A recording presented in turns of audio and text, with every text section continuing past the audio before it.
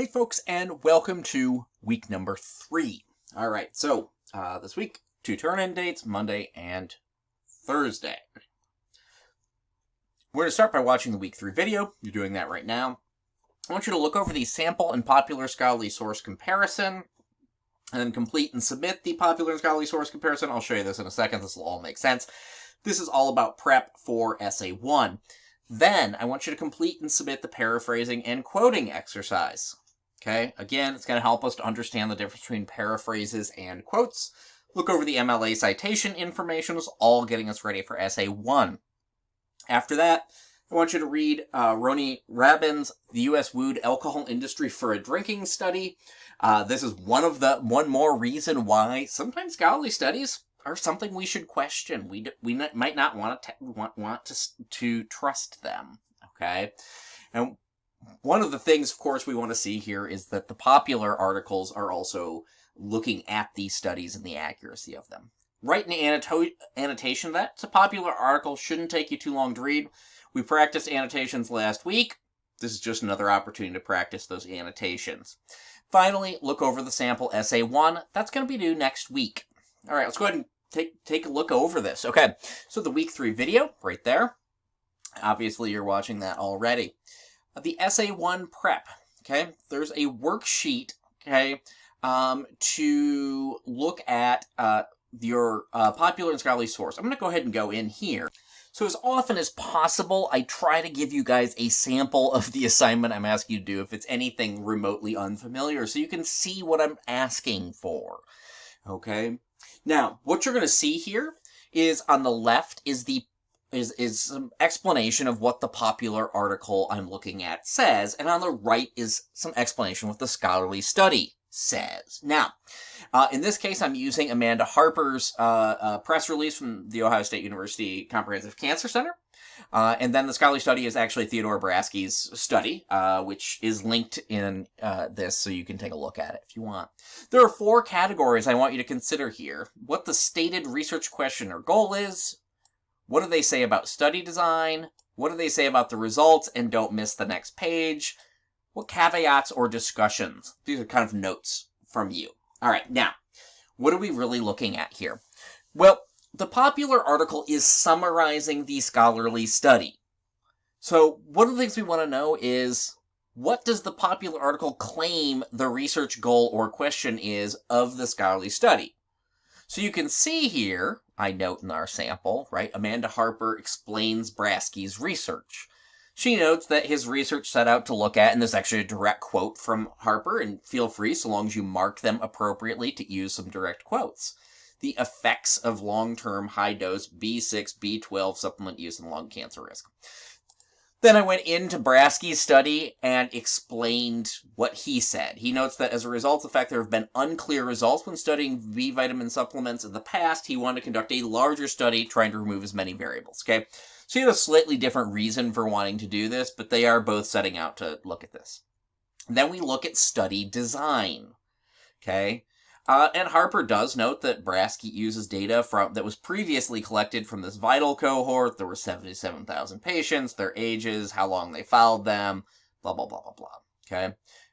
Then I go in and say, well, what does Brasky in the scholarly study actually claim? He does note that they use the VITAL cohort, and that seems to line up substantially with Harper. He notes that they removed those with unknown lung cancer history or those who didn't have a diagnosis date listed. So this is sort of just cleaning up data. He notes that they looked at the cohort and worked to remove a number of variables. Now, some of this isn't super clear in Brasky either. Okay. Then, what are the results? She notes that among those who were long-term, high-dose users of vitamin B supplements, there was a 200 to 400% increase in lung cancer. She notes that those taking more than 20 micrograms of B6 or 55 micrograms of B12 had cancer rates 2 to 4 times above non-users. It seems like that's the genesis of this original claim.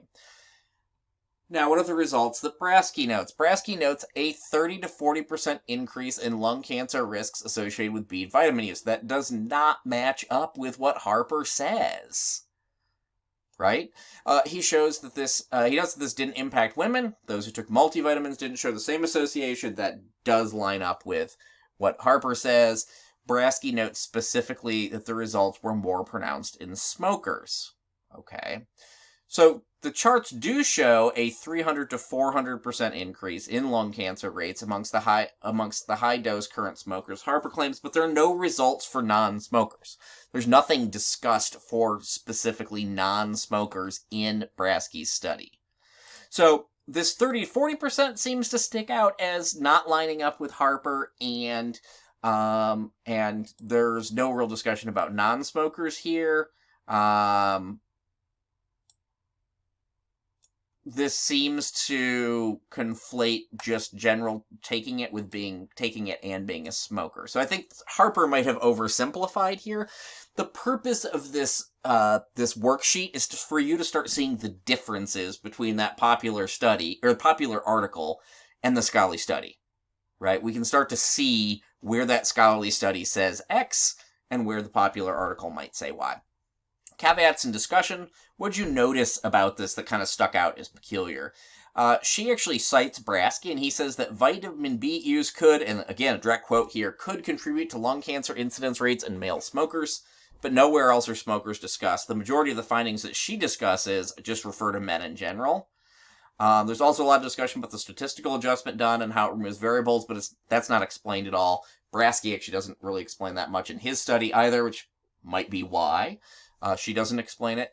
One of the things that's interesting, you get into the scholarly study, into Braske's work over here. Table 3, the last piece of evidence there, looks at the length of smoking correlated with B vitamin use and cancer risk. It does not look at non-smokers.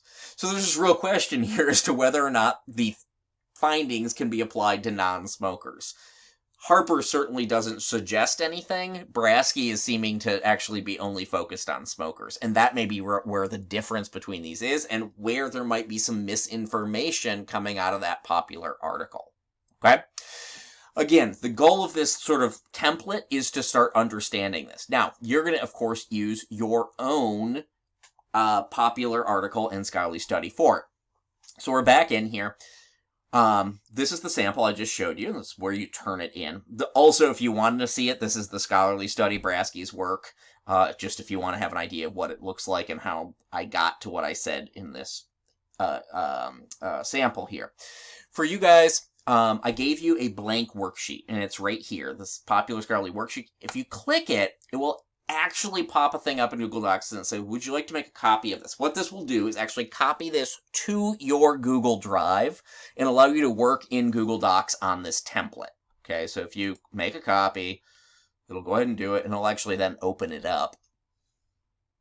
So you can see, this is just a blank version of what I just showed you. You will talk about your popular article on the left and your scholarly study for Essay 1 on the right. Again, some Essay 1 pre-work. It's designed to help you start seeing the differences between those two pieces. Okay? If you really don't like working in Google Docs, one of my recommendations here that just saves it to your general Google Drive when you click yes to that copy. You can move it into an English 102 folder after it's done that, and you can have a whole English 102 folder full of stuff we work on over the course of the semester. If you really don't like Google Docs, once you make that copy, go to File, go to Download. Download is a Word doc. You can work on it in Word on your computer at home, okay? If that is your preference. All right, let's come back to week 3 here. Okay, so that is all of Essay 1 prep. I'm going to go ahead and close that folder. The next thing we've got here is paraphrasing and quoting work. There's a video here talking about the difference between quoting and paraphrasing. Again, lots of students come out of high school, they come out of English 101, they feel like they really know this. Do me the favor of going through, watch the video, even though you feel like you've got a pretty good grasp on this. Okay? Now, again, there's a worksheet. I'm going to show you the sample. Okay, again, so there's a really basic template here. What you do, just pick a quote, doesn't really matter, just copy and paste some text that seems important. So maybe take it out of the discussion section of your scholarly study, and drop it in both the top and bottom on the left-hand side. Okay, so you'll see the same quote both places.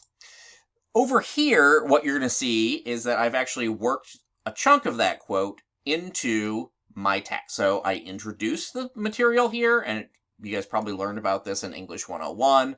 A lot of people call it the quotation sandwich. You introduce it here and you explain it here with a citation there. But you'll see, again, introduce the quotation, give the quote, give a citation, explain that quote. My words are marked in blue, and the direct quotation is marked in red. For a paraphrase, okay, now keep in mind, a paraphrase here is, and again, please watch that video, is a little bit different. So again, I introduce that material, but then I explain the findings from the study, but I put it in my own words. Okay, so great. One of the reasons we have you write annotations is it's good practice for summarizing other people's research results. And that is functionally what paraphrasing is. You'll actually see I can explain a lot more in fewer words when I put it in my own words than I can if I'm using quotes. So you'll see this is a place where it's not a direct quote. It is a paraphrase. I put the information from this passage into my own words in red here. And I've still cite it because it's their research, right? And then again, explain, give a little more detail here after that fact. Okay, so you'll see my words in blue, it's my words in red as well, but it's their research findings. That's the difference between a quote and a paraphrase. Whether you're using their findings and their words, or their findings but your own words. Okay, so please watch the video and just do a little bit of practice here for me. I'm going to come back to week 3.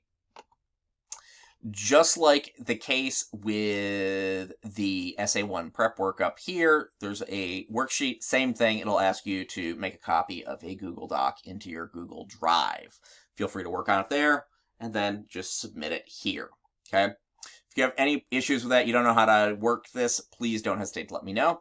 Quick folder, Citation Basics, and then Purdue University's Guide to Citation. I tend to rely on that as sort of my core for MLA citation. And then, finally, this brief article from the New York Times, the annotation for that, and, of course, the sample essay here. I'll pop open real quick, but you can take a look at the sample essay, okay? Our essay will be due next week. We're not going to do peer review and a rough draft and final draft on it. We're just going to write and submit and get feedback on it. We will, on essay 2, 3, and 4, do a rough draft, do some peer review, get some feedback from me, and then do some revision. Essay 1, I like to get out of the way, get it behind us, and make sure we all have a kind of good ideas where we are. But please, I always try to offer you a sample essay, so take advantage of that. They generally give a pretty good idea of what I'm looking for. As always, if you've got questions this week, please reach out. I am here to help.